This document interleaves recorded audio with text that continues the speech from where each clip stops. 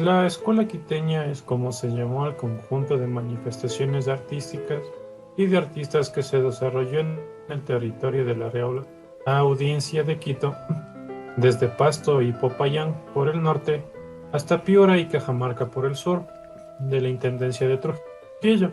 Durante el periodo colonial, que va desde la segunda mitad del siglo XVI, XVII, XVIII y el primer cuarto del siglo XIX, es decir, durante la dominación española, que estuvo desde 1542 hasta 1824.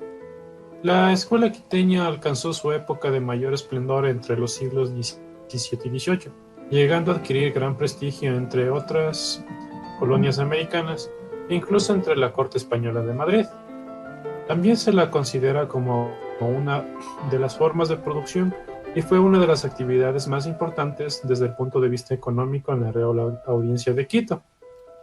La fama de este movimiento alcanzó tanto prestigio incluso en Europa que se dice que el rey Carlos III, refiriéndose a la escuela quiteña y a uno de sus escultores en particular, expresó: "No me preocupa que Italia tenga a Miguel Ángel.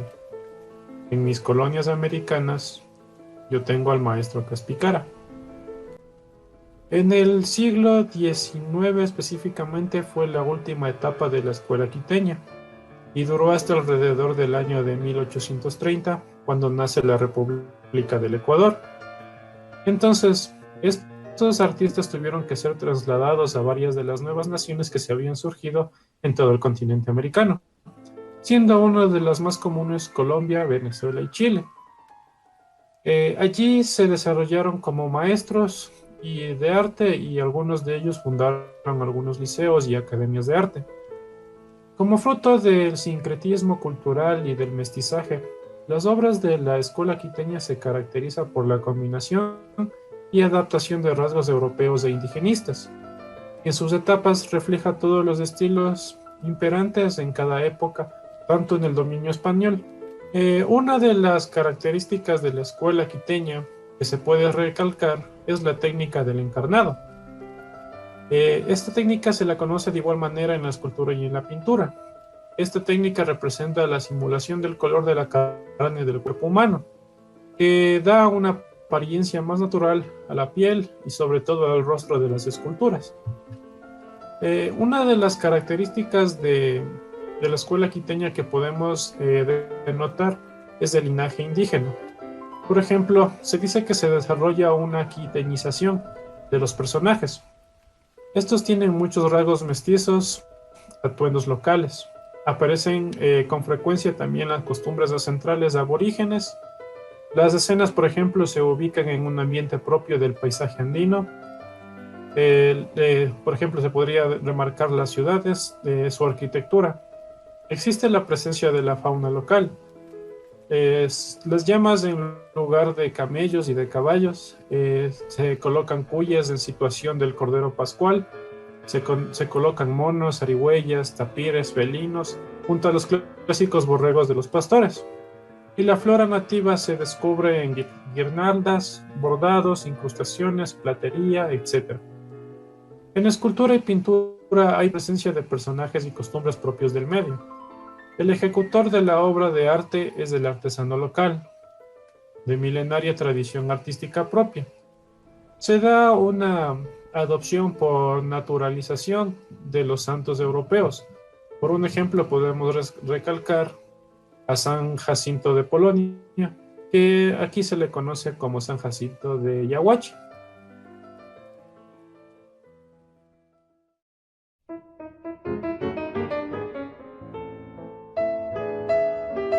Bernardo de la Garda.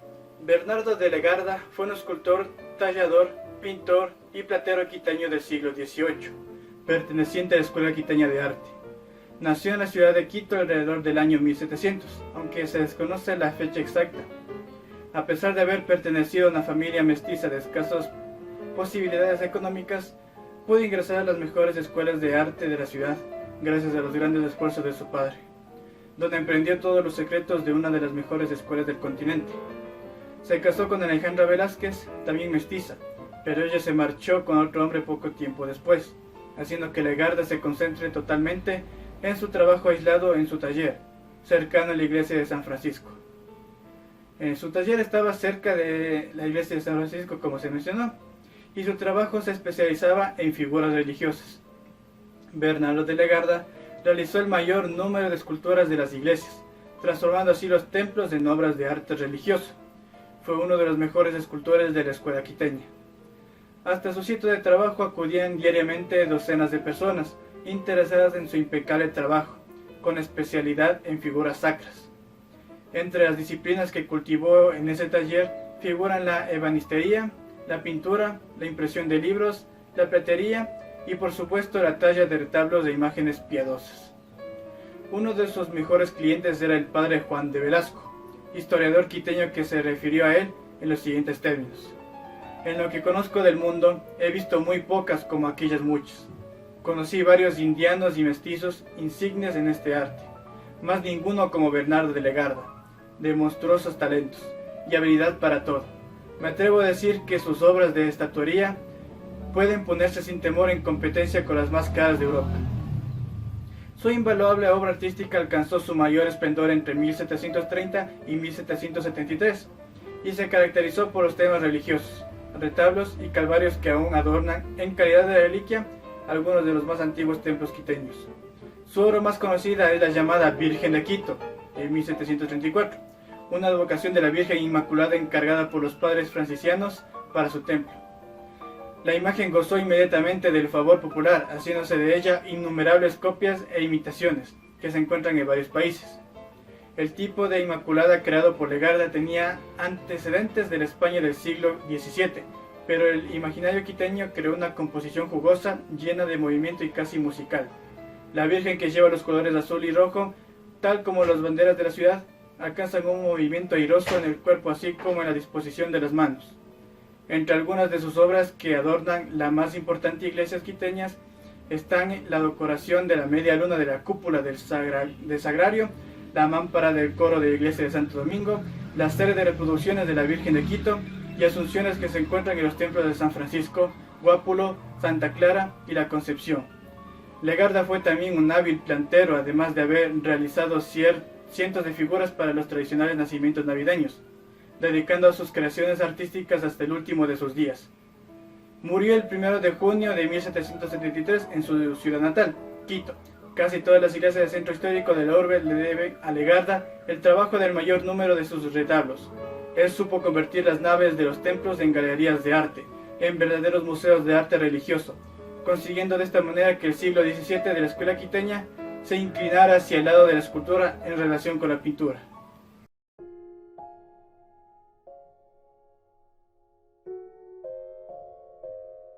Manuel Chili, alias Caspicara, fue un escultor ecuatoriano considerado uno de los máximos exponentes, junto con Bernardo de Legarda y José Olmos el Gran Pampite, de la llamada Escuela de Quito del siglo XVIII. Desde joven, con mucho talento, fue formado en el arte escultórico y del tallado en un taller de Quito. Caspicara cultivó los motivos religiosos hasta convertirse en uno de los más afamados de su época, no solo en las Américas, sino en Europa. Se dice que Carlos III de España dijo: "No me preocupa que Italia tenga a Miguel Ángel, en mis colonias de América tengo al maestro Caspicara". La obra de Caspicara adorna las iglesias coloniales quiteñas, en particular la Catedral Metropolitana de Quito y el Convento de San Francisco. Destaca en su obra el realismo, con que representaba las penurias de Jesús crucificado y el dolor en los rostros de sus personajes. Manuel Chili nació alrededor de 1723 en San Francisco de Quito, territorio que entonces pertenecía a la Real Audiencia de Quito bajo el dominio del Imperio Español. Existen pocos detalles de su vida, pero se creía que su ascendencia era puramente indígena, por lo que a falta de retratos se supone que debía ser una persona de rostro cobrizo y piel tersa. Seguramente su aspecto ayudó a que tomase el nombre artístico Caspicara. En la lengua indígena quechua, las palabras Caspicara significan madera y corteza, respectivamente, por lo que Caspicara podría traducirse como piel de madera o cara de madera, tal como las obras nacidas de su arte. Como tantos otros indígenas y mestizos, comenzó su formación en uno de los talleres de trabajo manuales de Quito. Desde muy temprana edad destacó por su talento y recibió el apoyo de los sacerdotes jesuitas, quienes se encargaron de su educación, alimentación, vivienda y le otorgaron una asignación monetaria.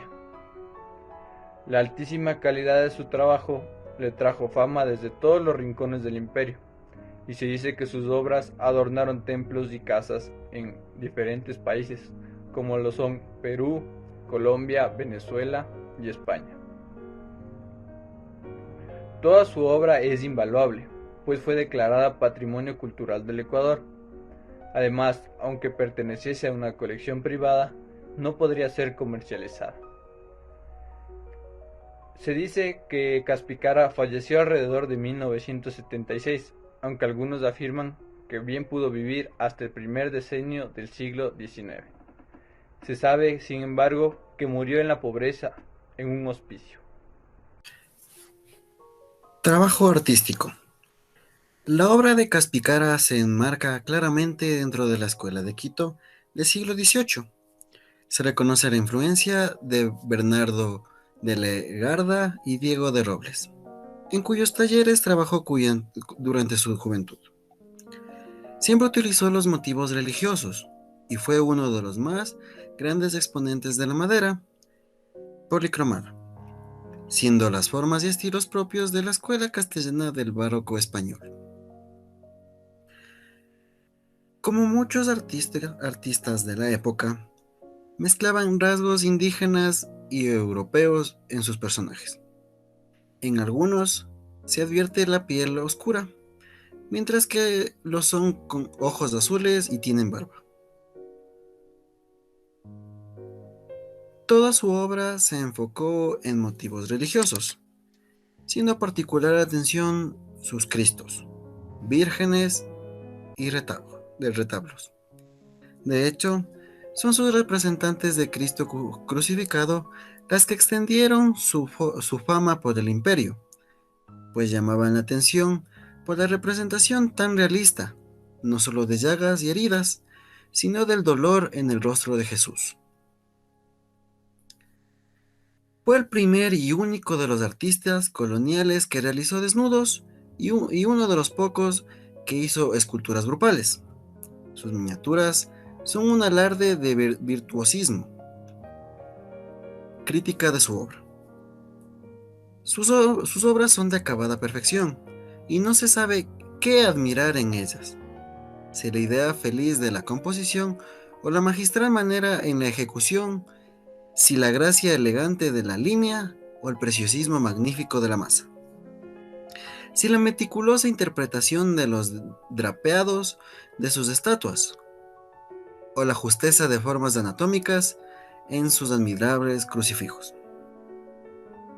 Descendiente directo de la escuela española de talla polícroma, no trabajó sino en obras religiosas llenas de profundo sentimiento y por tanto marcadas con el elegante barroquismo del siglo XVIII. Hombre de raro talento, se formó en uno de los tantos obradores de escultura que había en la ciudad de aquella época y llegó a poseer el arte de manera asombrosa. Sus obras son de acabada perfección y no se sabe qué admirar en ellos. Si la meticulosa interpretación de los drapeados de sus estatuas o la justicia de las formas anatómicas en sus admirables crucifijos. Es el príncipe de la escultura colonial americana, ya que por la bondad absoluta de sus obras, ya que por su fecundidad, descendiente directo de la escuela de talla polícroma, no trabajó sin obras religiosas llenas de profundo sentimiento, por lo tanto marcadas con el elegante barroquismo del siglo XVIII. Es de notar, eso sí, que Caspicara, a imitación de los escultores castellanos de los siglos XVI y XVII, hizo de la emoción y del sentimiento el culto de su arte. No hay una sola imagen de este indio famoso que no lleve en sí, más que la precisión de las formas, la sinceridad verdadera de las más intensas emociones. Caspicara fue un gran ejecutante y a veces llegó al virtuosismo.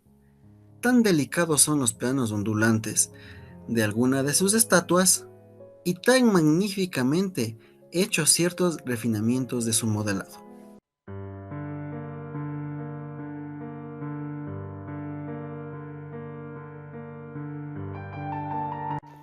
Continuando con el tema, yo les voy a hablar acerca de Samaniego.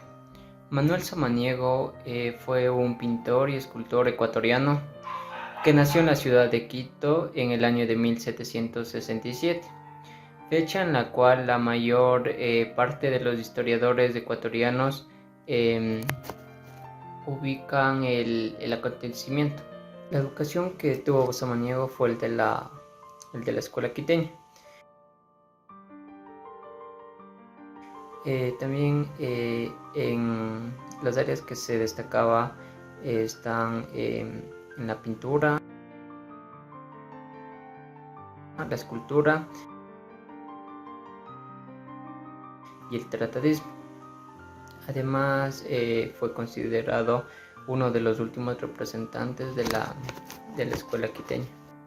Samaniego abrió un próspero local de escultura y papelería que le permitió mantener a su familia y también su taller de pintura, del que no solo salían cotizadas obras de arte, sino también destacados aprendices que darían continuidad a su estilo en los primeros años después de la independencia de Ecuador.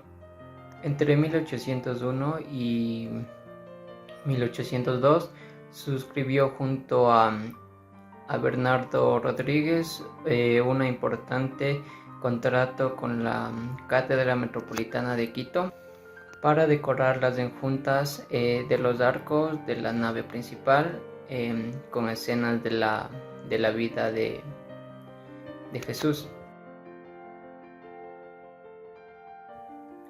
Además de ello, también pintó una serie de cuadros al óleo en la parte lateral de las naves.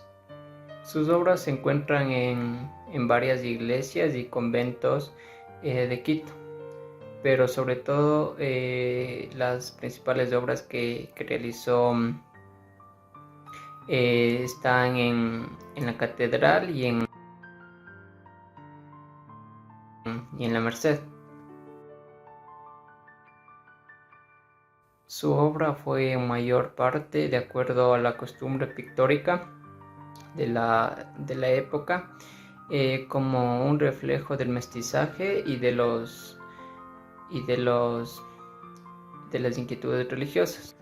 Entre las obras más importantes que realizó Samaniego se encuentran primero la Divina Pastórica.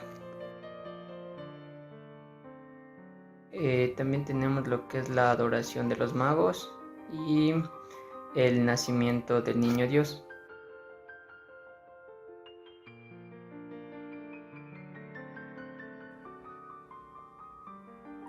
Las obras de Manuel de Samaniego. Fue un artista preocupado por la formación de sus discípulos en los aspectos técnicos y estilísticos de su actividad. En líneas generales, sus telas fueron un reflejo de las inquietudes religiosas del momento. Cabe destacar, en esta línea, la pintura se dedicó al tema de la Divina Pastora, para cuales empleó modelos reales ataviados al gusto contemporáneo. Esa misma originalidad se advierte a la familia de la Virgen. Su catálogo pictórico cabe destacar los siguientes cuadros: Asunción de la Virgen,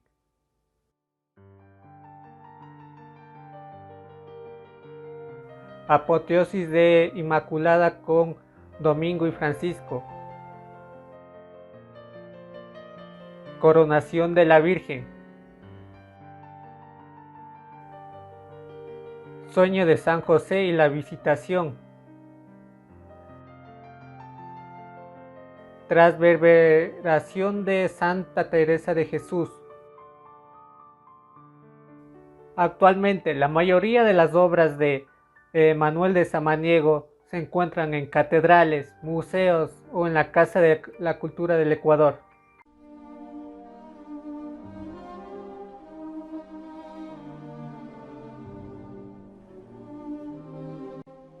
Jorge de la Cruz Mítica, constructor quiteño de ascendencia indígena y padre de otro renombrado constructor, Francisco Morocho.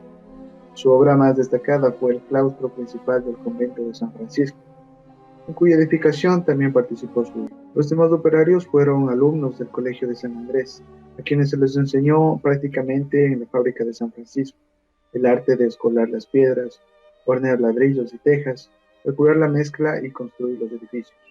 Jorge de la Cruz adquirió durante su adiestramiento profesional las técnicas europeas, pero supo conservar métodos de edificación propios del legado indígena. Durante 6 años, el San Juan Evangelista fue un colegio de enseñanza práctica donde además de leer y escribir aprendían otras labores como usar el arado, sembrar semillas y hornear ladrillos. La institución estaba destinada de preferencia para los indios, mestizos y uno que otro criollo huérfano. Los profesores eran religiosos y la enseñanza era gratuita. Al Colegio San Juan Evangelista le sucede entonces el San Andrés, nombre que se le dio para interesar al virrey de Lima, don Andrés Hurtado de Mendoza, el cual intercede ante el rey para que lo nombre Colegio de Patronazgo Real, es decir, un colegio oficial de su majestad. El monarca accede a la petición y emite el siguiente decreto, con el que se forma oficialmente el colegio y se detalla su forma de financiamiento. Formaron parte de los maestros de artes y oficios. Rotundamente, la diversificación de maestros del Colegio de San Andrés permitió el desarrollo de las artes como la pintura, la escultura, la arquitectura y la música. Las enseñanzas estaban destinadas a todas las clases sociales, donde los estudiantes fueron propagadores del catolicismo, primero influenciando a sus familias y luego a la comunidad. Estratégicamente un medio político y económico, ya que algunos eran étnicos locales y amaban su prestigio en sus comunidades. En el siglo XVI, Jorge de la Cruz Mítima es uno de los principales personajes en esta época, ya que en este periodo aparecen los primeros exponentes de la escuela quiteña, destacándose por la arquitectura, ya que se levantan las primeras edificaciones de ladrillo que fueron construidas en la ciudad de Quito. La que más representa pues es el conjunto de iglesias de San Francisco, que por su gran tamaño sería muy difícil encontrar un rival en América Latina. Cabe recalcar que la pintura no fue tan desarrollada en esta época y sería muy difícil encontrar una pintura que represente a esta época. También se dio el primer brochazo en libros de cantos y se guardaron en los templos. Y también se iniciaron lo que viene siendo la primera cofradía de la ciudad. La primera se llamó Cofradía de Precisos de la Virgen María, iniciada por Fray Pedro Bedón. La escultura despliega de la mano de la arquitectura, con representaciones sacras para las fachadas y altares de los templos. Destaca las figuras de la Santísima Trinidad, el Señor del Árbol, la Virgen de la Merced y la Virgen del Quinche.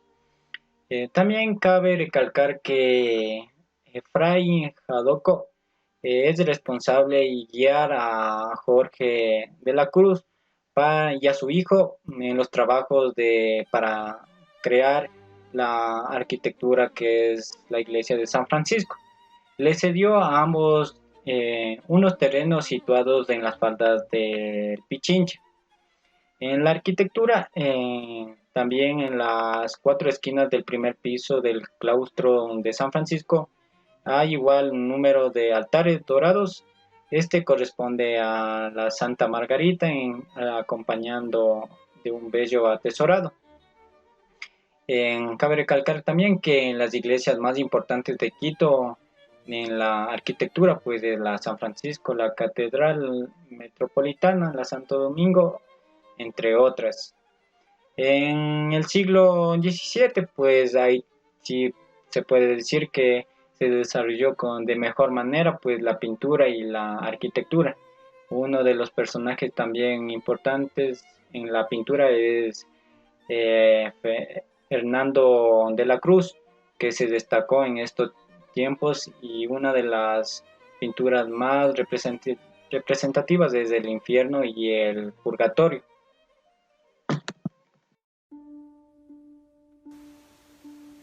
María Estefanía Dávalos y Maldonado nació aproximadamente en 1720 en la provincia de Chimborazo y fallece en Quito en 1801.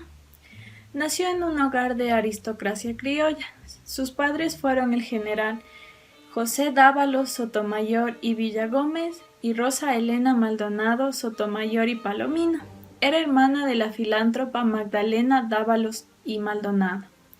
También fue sobrina del científico Pedro Vicente Maldonado y de Ramón Maldonado Sotomayor, primer marqués de Lices.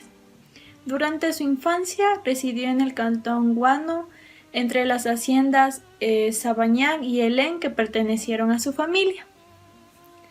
Es considerada una erudita de su época, ya que su instrucción fue autodidáctica. Pintaba en miniatura y al óleo. Dominó el canto y las ciencias. Poseía gran talento para la dicción, agilidad para la escultura, hablaba y traducía a la perfección el francés y sobresalía en todo tipo de artes manuales. El cronista Mario Cicala, que la conoció en 1760, se refirió a ella como una religiosa terciana en la que brillaba a maravilla los dones naturales de su capacidad, la sabiduría, la prudencia, la discreción en las ciencias y en las artes manuales. Tenía una maravillosa pluma para escribir que ha dejado maravillado a los hombres de su época más doctos y eruditos.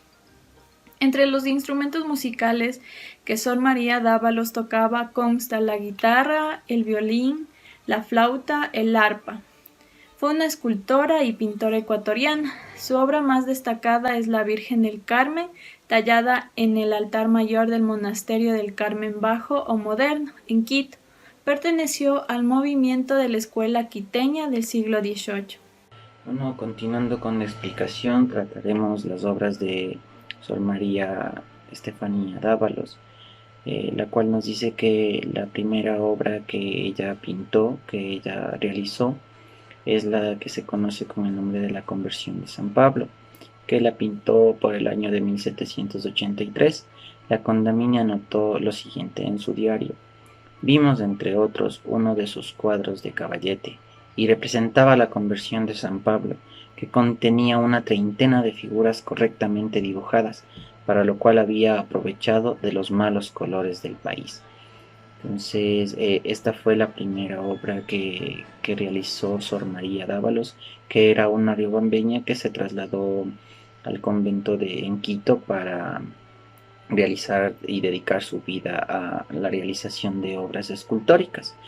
En 1742 se trasladó al monasterio del Carmen Bajo o Moderno en Quito, donde dedicó a la escultura y pintura. Por tal motivo, la mayoría de sus obras se encuentran principalmente en este lugar.